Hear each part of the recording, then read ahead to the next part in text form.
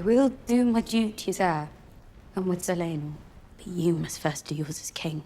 Welcome back to ScreenCrush, I'm Rhaenyra, and this is all of the Easter eggs, references, and little things that you might have missed in episode 4 of House of the Dragon. Rhaenyra is on a tour of Westeros, but it's not to see the sights. Despite King Viserys now having a male heir in the form of young Prince Aegon II, Rhaenyra is still the heir to the Iron Throne, but her life is not her own, and she is expected to now choose a husband. So the very first thing we see in this episode is Rhaenyra fingering the Valyrian steel necklace that her Uncle Daemon gave her in the pilot. She does this as a line of suitors wait for her, and right away we see what Rhaenyra is expected to do clashes with what her heart really wants. As the heir, she has to be responsible, which is completely at odds with the side of her that just wants to ride her dragon into battle like her Uncle Daemon. So many suitors. Sounds like my Friday night. Doug, Friday night we watched Legend of Black Cauldron. Continue. Giving her counsel in this scene is Boremund Baratheon, the Lord of Storm's End and head of House Baratheon in this time period. Now, the Baratheons and the Targaryens have been close for a while, with Orys Baratheon serving as the very first hand to the king under Aegon the Conqueror. Boremund is the cousin of Queen Rhaenys, the queen who never was. Now, this is likely why he asked for her favor during the tournament and the premiere. As you'll remember, a Baratheon will eventually end the reign of House Targaryen. I'll kill every Targaryen I get my hands on. And Robert's reign was legitimized because he was a distant relative of the Targaryens.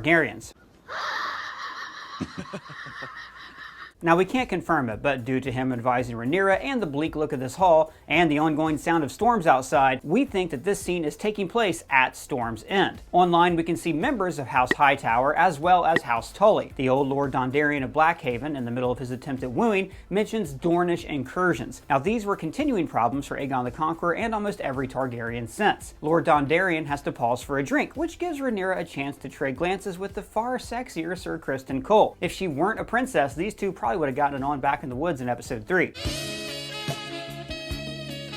Oh, hey there, can I help you? Yes, I would like one movie ticket, please. Oh, sorry, this is a video store. We rent movies so you can watch them at home. But I can't watch movies on the big screen at home. Why not? I watch movies all the time on the big screen when I'm at home. You do? I sure do, with my Cosmos 4K laser projector from Nebula. They're the sponsor of this video. This projector is stunning. It's ultra bright, up to 2400 lumens, so it even works in the daytime. But Nebula also has an even smaller portable projector called the Mars 2 Pro. Now, this little guy broadcasting an HD image is extremely lightweight and has a battery that works for up to 8 hours. Wow, I can watch almost 2 whole Lord of the Rings movies. That's right, you can. And this projector is great for taking advantage of the fall weather, using it for backdoor movie nights or outdoor game nights with your friends using its HDMI input. These projectors are a must-have for movie fans. You can download more than 7,000 apps, including Disney+, so you can rewatch Endgame on the big screen without even leaving your backyard. Now, the Cosmos 4K laser projector does give you a sharper image because it uses laser technology. See, most projectors broadcast with white light, but this one projects the colors that you're actually watching. While the Mars 2 projector also offers an incredibly sharp picture at a fraction of the cost. So we're offering friends of the channel a huge discount if you click the link in the description below. Oh boy! Something that further loads this look is the fact that Sir Criston is the son of Lord Dondarrion's steward. Lord Dondarrion mentions a visit from Queen Allicent, who was the wife of King Jaehaerys I. That's the king that was before Viserys that we briefly saw in the premiere. Allicent was also a dragon rider who flew on a dragon called Silverwing. In the book, A Feast for Crows, Samwell Tarly recalls how Jaehaerys and Allicent once visited the Wall, and he wonders if Silverwing may have left an egg there. Queen Allicent was Rhaenyra's great-grandmother, and the visit that's being talked about was a century ago. So this guy is like far too old for Rhaenyra's taste, and he ends up being laughed at. This was half a century ago, Princess. Yes, it was. Hey, Dondarrion, that sounds familiar. Yes, because we met Beric Dondarrion before. This guy. The next contender is a kid, so we go from one extreme to the next. He's a member of House Blackwood and mentions how his house helped Aegon I in his conquering of Westeros. He gets mocked for this, but he isn't wrong. His family from the Riverlands assisted Aegon very early on in his conquest, including the fight against Harren the Black. Harren the Black had the largest castle in Westeros, Harrenhal, and after Aegon's dragons attacked it, it became the burned out husk that we saw in episode 1. So it was Aegon's dragon Balerion who really finished that fight, and House Blackwood didn't have that much to do with it, so the kid deserved to get a good ribbing. The Blackwoods truly turned the tide on that one. Because the Baratheon suitor knows that his house played a much larger role in the conquest. So Rhaenyra has officially had enough of this entire tour of suitors and makes to leave just when violence breaks out in the hall. A Baratheon is run through and spits up blood as she leaves. Now Criston Cole tries to keep her from watching. Again, we're seeing people try to shield Rhaenyra from bloodshed, but we've already seen that she does not shy away from violence.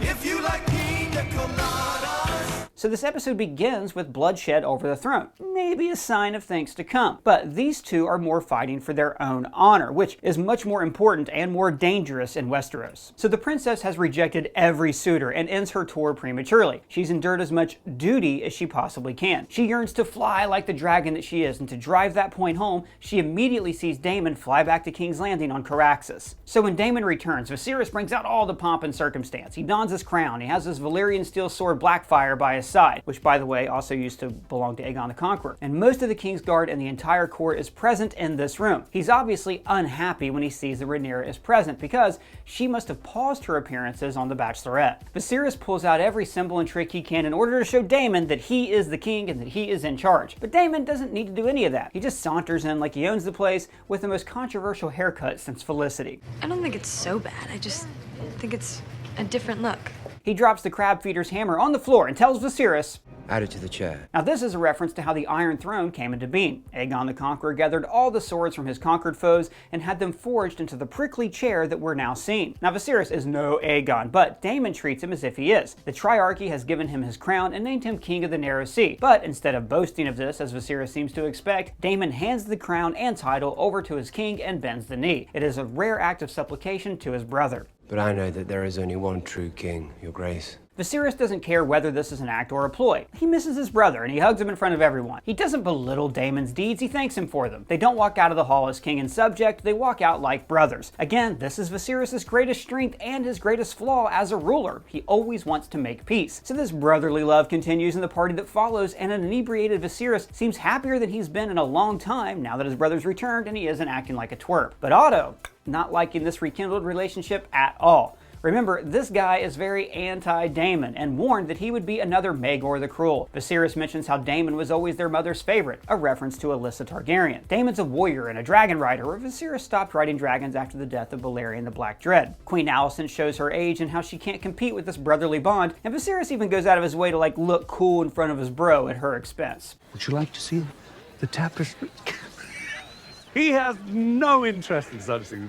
This is a castle, isn't it?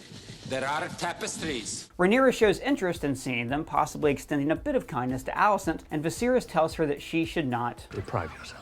Now that line sparks her rebellion for this entire episode. The brothers are friends again, so Queen Alicent tries to find common ground once again with her best friend slash stepdaughter, Rhaenyra. But deep down, Alicent is jealous that Rhaenyra gets to make her own choices, as her marriage was mostly decided for her thanks to Otto. Rhaenyra accidentally insults her. How romantic it must be to get imprisoned in a castle and me to squeeze out to heirs.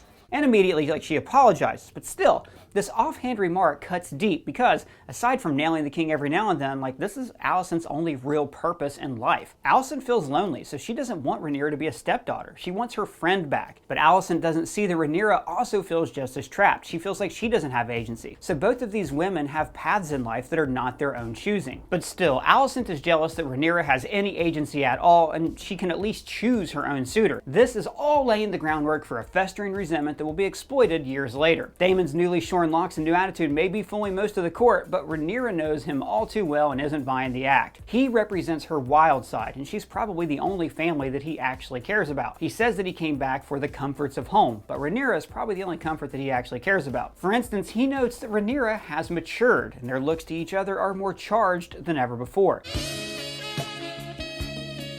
For Daemon, marriage is no big deal. It's a political arrangement, nothing more. And that's easy for him to say because it's not the same for women. He continues to have nothing but disdain for his wife in the Vale, but because he's a man and a prince, he can do as he likes and bed anyone who strikes his fancy. This is not lost on Rhaenyra. Being married can be a death sentence. Her own mother had to produce heirs until it literally killed her. Once again, Rhaenyra is unwilling to accept the same fate. Alicent, in contrast, has somewhat gone along with this. See, this episode really cuts to the heart of this series, which is the question, can a woman in Westeros have agency? Or, like Daemon says,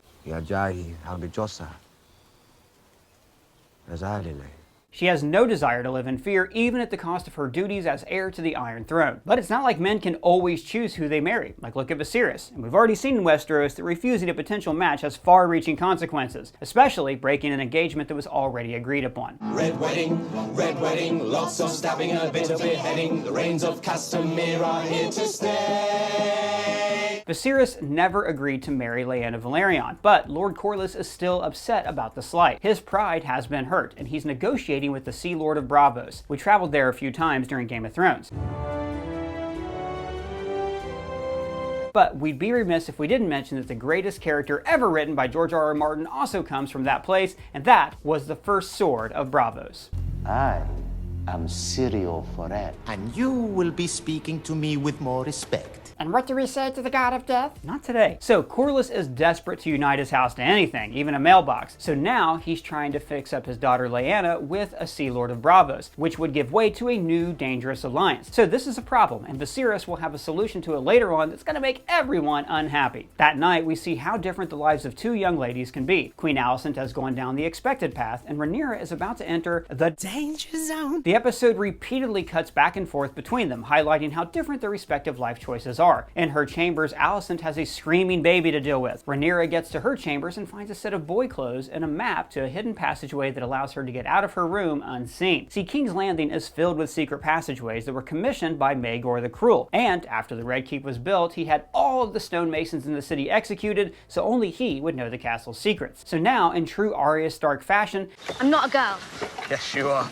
she dresses like a boy and creeps out through the castle. She walks right past the skull of Balerion, which was where her father entrusted her to keep the secret of Aegon's dream, the Song of Ice and Fire. She skirts past this like the curious mouse that we see on the statue above her, and that mouse also parallels the rodent that Alicent sees above her bed. Both mice are perched on objects that symbolize the duty of these women. For Rhaenyra, that duty is the call to be a dragon rider, a queen, the person to fulfill Aegon's dream, and for Alicent, that call to duty is to make babies for a man. She finds Daemon waiting for her, once again the opposite of everything that she just scattered past. He's going to take her into the depths of King's Landing to show her a sexy life free of fear and duty. Now, Daemon is well known in the lower parts of King's Landing. He was called the Prince of the City, the Lord of Flea Bottom, because he spends so much time partying with the proles. When someone calls Rhaenyra a boy, she smiles, because she likes that small taste of male privilege. Alicent, meanwhile, gets to bathe Viserys. She treats him with kindness, but this is only ever going to be a union of obligation. Viserys' one true love was Aemma Arryn, and she is dead. Meanwhile, Rhaenyra and Daemon take in some street pantomime, which made us recall Arya doing the same thing in Braavos. Ned Stark will soon feel fortune's sting,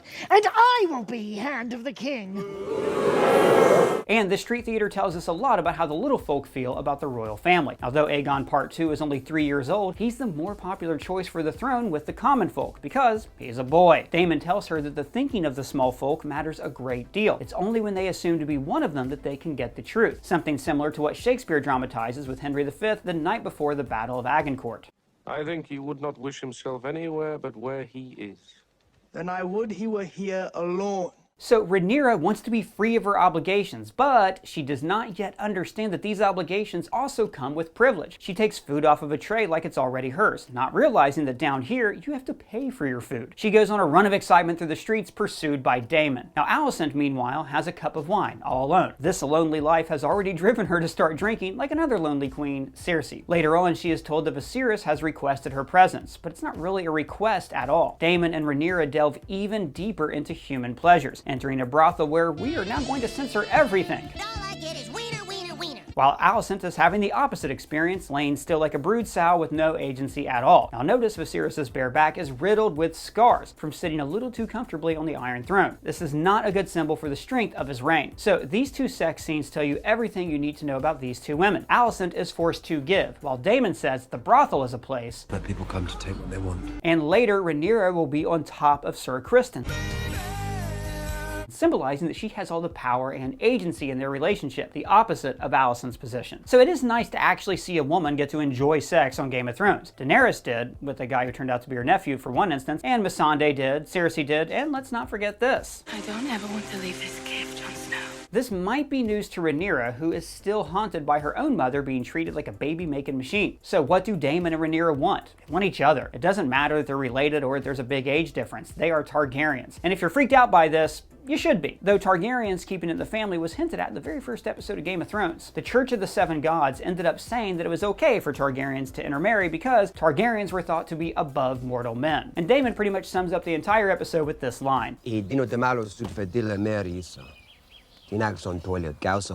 Right, as things start to really go off and Rhaenyra looks into Daemon's eyes with something close to love, he breaks things off and leaves. If you ask us, it's because this is not just another fling for him. Daemon has real feelings for Rhaenyra. She is seen by a little boy as she leaves the brothel, and he immediately runs off. So we're reminded a little bit of Varys and his little birds, which were everywhere in King's Landing. He called us his little birds. He gave us sweets. She returns to her room without any disguise and passes Sir Criston Cole for a second time. Her lessons from Daemon have had an effect on her because Rhaenyra proceeds to get Sir Criston into her room and takes what she wants. Wait, I thought people in the King's Guard had to be chased. They do, Doug. He broke the rules. So the little bird that we saw delivers news of what they saw to Otto Hightower, but we're not so sure this kid is working directly for Otto. The next day, a greatly hungover Daemon wakes up in a room with his mistress Mysaria. Now, we see her receiving money from a kid, which leads us to think that she is, at least in part, a little part of the bird network that is informing Otto. In Martin's lore, Mysaria goes on to become a mistress of whispers herself, so she remains a character that we need to watch out for. See, Mysaria is no longer a prostitute. She is a woman who, unlike Allicent, has found a way to have agency in her own life that has nothing to do with her reproductive capabilities. When Otto tells Viserys the news about Rhaenyra and Daemon being seen together in a brothel, he can barely get the words out. Now, it's kind of hard to tell if he's truly concerned here or if he's just putting on a really good act. If Rhaenyra had sex with Daemon, she would no longer be a viable candidate for marriage and would no longer be an appropriate candidate for heir to the Iron Throne. Her replacement would be Aegon II, Otto's grandson, which would definitely seem to play directly into his plans. So, we're going to lean towards him feigning concern here because nobody saw Daemon and Rhaenyra having sex. They didn't see it because they didn't do it. Just as Daemon listened in on a small council meeting in the premiere, Alicent listens into this entire conversation. Otto refuses to give up his trusted sources of information, which again makes us think that he is not just being informed by a group of kids. Someone else, like Mysaria, is likely the trusted source and is the one who is telling him what the little birds are saying. Viserys dismisses the entire thing as a lie, just as Tywin Lannister refused to acknowledge the truth about Cersei and Jaime. And put an end to the disgusting rumors about you, once and for all.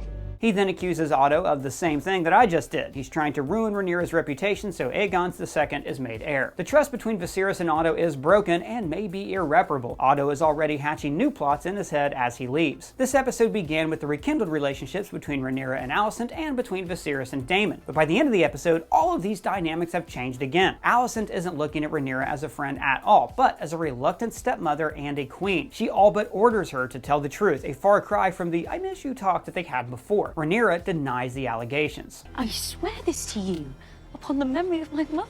Daemon never touched me. I mean, they didn't have sex, but he definitely touched her. It doesn't matter though, because Alicent gets even more high and mighty and fully talks like a stepmother, going on about how important a successful marriage is for Rhaenyra. But this is also because Alicent is jealous that Rhaenyra is getting to do whatever she wants. Another juxtaposition happens when Daemon staggers into the city drunk, having lost all of his swagger. He's taken to see Viserys in the throne room, and the king needs no symbols of power this time. He has no sword, no audience, and no crown. The room is empty except for the two brothers, a complete contrast to their first scene. Daemon isn't just on his knees, he's splayed out on the floor. Viserys, giving into his baser nature, just kicks him repeatedly. You defiled her.